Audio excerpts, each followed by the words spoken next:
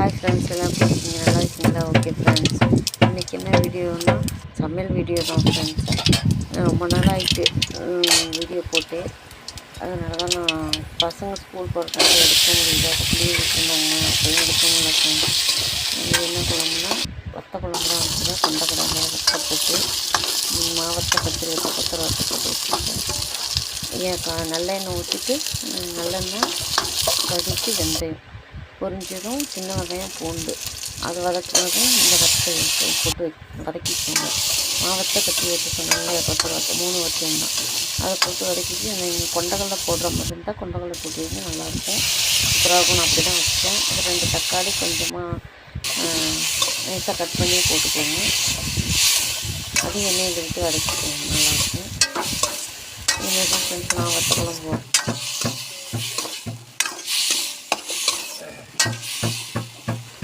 இந்த மாதிரி வச்சு பாருங்கள் ஃப்ரெண்ட்ஸ், நல்லாயிருக்கும், குழம்பு நல்லாயிருக்கும்.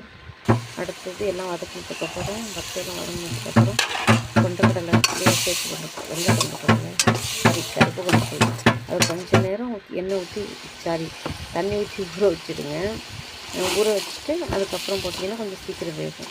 அப்புறம் வீட்டில் அரைச்ச மிளகாத்தூள் நல்லா எண்ணெயிலே வதக்கினதுக்கப்புறம் வீட்டில் அரைச்ச மிளகாத்தூள் போட்டு எண்ணெயிலே அதுவும் வதங்கினதுக்கப்புறம் கொஞ்சமாக காய்ச்சது அதையும் வதக்கிட்டு அப்புறம் புளி தண்ணி போட்டு கொதிக்க வைக்க வேண்டியது. லாஸ்ட்டாக ஃபைனலாக கொஞ்சமாக வெல்லம் போட்டு கொஞ்சம் கொதிச்சோடனே இறக்க வேண்டியது. நல்லாயிருக்கும் ஃப்ரெண்ட்ஸ்.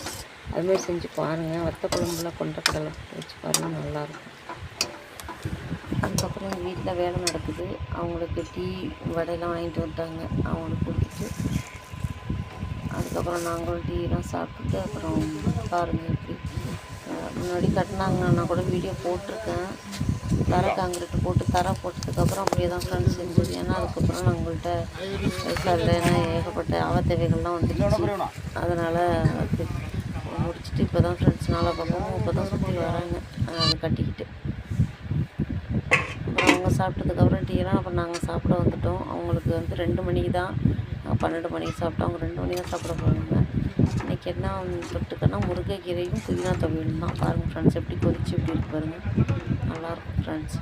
இந்த மாதிரி நீங்களும் செஞ்சு சாப்பிட்டு பார்த்துட்டு சொல்லுங்கள் ஃப்ரெண்ட்ஸ், கமெண்ட் பண்ணுங்கள். கொண்டக்கடலை போட்டு வத்த குழம்பு வச்சா செம்ம சூப்பராக இருக்கும் ஃப்ரெண்ட்ஸ். சாப்பிட்டு பார்த்துட்டு சொல்லுங்கள். பாய், அடுத்த வீடியோவில் பார்க்கலாம். பாய்.